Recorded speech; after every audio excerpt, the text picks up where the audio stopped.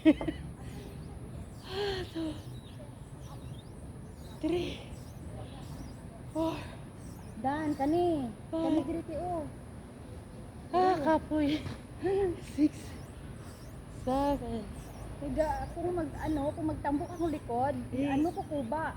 Ah, Pangit tingnan sa kuba. kanindot man dayon ta ni. Kapoy lang. Kapuya eh. Wa ko ni. Nagutot-utot na ko. Mga hangin man hin kani panuhot.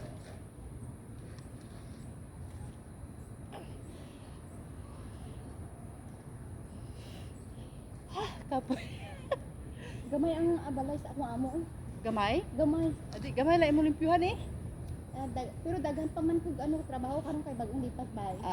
Daghan mga dusty nga mga box, mga At least gamay lang. Pero kung mahuman na ito, dali lang. Gani. Dako imo kwarto. Gamay. Ay, okay, gamay lang man. Gamay dito, dako dito sa pikas. Okay, kay temporary lang. Oo. Kapuya, uy. Ano lang dito ba kanang gamay ang playground. Ug hindi safe kay anthrax. Hindi safe.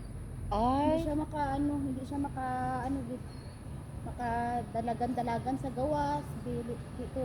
Di pares dito sa pikas kay magdalagan na siya sa garden. Lukso-lukso siya dito. Di bukot siya. Dili maganda kay anthrax. Kaya parang masikip. Mas gwapo dito sa pikas. Tako. Nindot lagi imong shorts. Asa nimo ipalit? Kaya mga bali man eh. Ay, kiyatag niya. Yatag niya. Ito imong pang exercise sa pang taas. Ang taas. Kay ano man niya Ate Rodalyn. Ay, gihatag niya. Oo. Nindot siya. Yan. Kasakit sa bukton. Gani kay Pauline. Bra. Pauline. Nindot siya. Naghatag din si Pauline? Oo. Panghatag mo na siya. Ayo eh. Dagan na ko dati make Ay, up. kakapoy. Make up. Dagan na ko make up kani. Sombrero. Ano sa iya gihatag Pauline? Katong nagakuan ko, naga-extra. Kung wala, di ba mag-absent sila ako gapuli. Mayo eh. Gwapo unta dito te. Gani. Ate Liyang naman. Baon man ni ate ni mo karong January. Agoy, wala na siya eh. Baon niya kay magtrabaho naman siya duha ka buok. Sino? Si Madam kag si Pauline.